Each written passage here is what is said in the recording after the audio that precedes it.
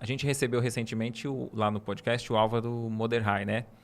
E eu desconhecia um livro seu que ele postou nos status lá. Eu vi o livro, me achei interessante, fala sobre materialização e aí eu vi o autor, Wagner de Assis, aí eu vi lá, aí eu falei, não tem como eu passar pelo podcast sem querer saber mais sobre Esse sobre é o jornalista isso. que vive em mim, né?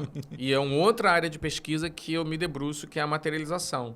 São os fenômenos ectoplasmáticos. Eu comecei a frequentar reuniões de materialização tanto no Frei Luiz, com o Gilberto Arruda, que era um dos médiuns lá, como na Casa de Padre Pio, com o Nelson Soares. São lugares que faziam esse tipo de trabalho. O Frei Luiz é pioneiro nisso. O Paulo César Frutuoso tem uma obra exemplar que chama Face Oculta da Medicina, que relata todos os trabalhos de materialização. A gente fez um documentário chamado A Face Oculta da Medicina, que vai estar na Disney Plus também em breve, baseado nesse trabalho do Paulo. E é um tema fascinante, né? É fascinante, assim, e é o fenômeno do fenômeno, né? Entra uma pessoa numa cabine... E você vivenciou isso? Por 20 anos, né? Essa pessoa deita, dorme, ela exala um fluido que permite que os espíritos se materializem e realizem operações hiperfísicas no corpo da gente. Então, eu relato isso para as pessoas dizem, isso não é possível. Claro que é possível. Né? A gente vê com os olhos abertos, cético, não cético.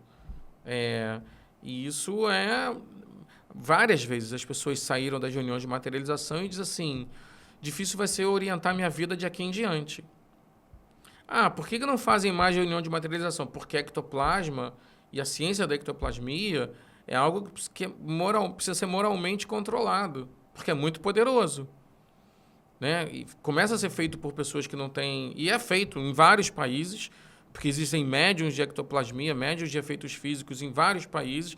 Muitos deles servem a governos, por exemplo, são lidados como paranormais e etc.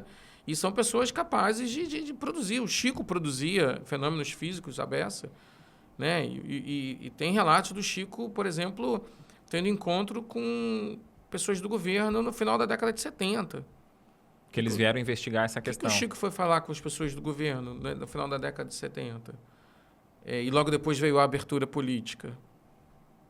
Isso é algo que a gente fica investigando, porque é incrível. E aí, por conhecer o Nelson mais proximamente, eu falei, vou tentar escrever sobre a sua vida. Nossa, eu passei 7 anos escrevendo o livro. Eu não acabava, as pesquisas não acabavam, os relatos não acabavam. Qual relato mais te marcou? Nossa. São materializações inesquecíveis, cara. Inesquecíveis. A primeira vez que o Papa Francisco veio ao Brasil, o João 23 se materializou na cabine, o Papa. Que ele veio na comitiva do Papa, espiritualmente. Se materializou, apareceu na porta da cabine e falei, quem é esse Papa? Você tem um Papa andando aqui pelas ruas da cidade. E a gente foi aprender, eles falam, né? Materializa a garganta, falam. E teve interação com ele ou não? Ele abençoou, né? Eu acho que a bênção era para todos. Sim. E isso é difícil de dizer, mas está no livro. Então, eu me permiti dizer isso, né? Você vê coisas que você pode dizer assim, não é possível. Mas é meio Tomé, né? É ver para crer. Aí você vê. Aí você é tocado. Aí o espírito sai materializado e fala coisas para você. Você, paciente, aí abre a sua barriga e troca a válvula cardíaca ou o coração e tira miasmas e tira tumor. Mas esse abrir abrir espiritualmente? Não, querido, abrir. Abre a barriga, passa a mão, a barriga abre, ele tira um monte de miasmas, limpa os miasmas, fecha a sua barriga. Você ainda pode fazer assim para olhar. Caraca, minha barriga está aberta, eu não estou sentindo nada. Não está sangrando. E ele está tirando coisas da barriga. Isso, no caso, eu posso dizer que foi aconteceu comigo. Você vivenciou isso? Eu vivenciei isso, entendeu? E aí, fecha a barriga.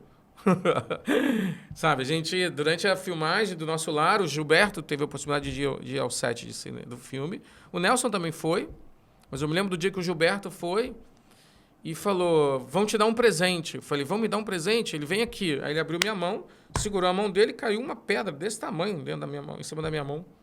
Ele materializou uma pedra, essa pedra é de Nosso Lar. Era uma espécie de ametista sextavada, assim, né? Linda de morrer. Nesse dia, o Nestor Mazotti, presidente da FEB, foi ao set. E aí o Luiz Augusto, que estava junto, que sempre coordenou essas reuniões, o médico, ele é médico, ele falou assim, vamos dar de presente pro seu Nestor a pedra, que veio de nosso lar. Eu falei, vamos dar de presente. E aí a pedra, depois que o seu Nestor desencarnou, eu nunca mais consegui achar a pedra. Falei, recebi um presente e fez o presente seguir adiante. Mas isso, eu guardava isso muito para mim, Éder. Sempre guardei, porque isso não era o melhor para divulgar, para falar dos filmes. Sim. Nunca foi. A gente sempre precisou e sempre vai optar por fazer com que o filme seja importante a ponto de que as pessoas queiram ver. O que você achou desse corte? Coloca aqui nos comentários a sua opinião sobre esse tema. Para ver o episódio completo, é só pesquisar Recomeçar Podcast Espírita. E caso tenha ficado alguma dúvida sobre a doutrina espírita, é perfeitamente normal. Procure ler as obras de Allan Kardec.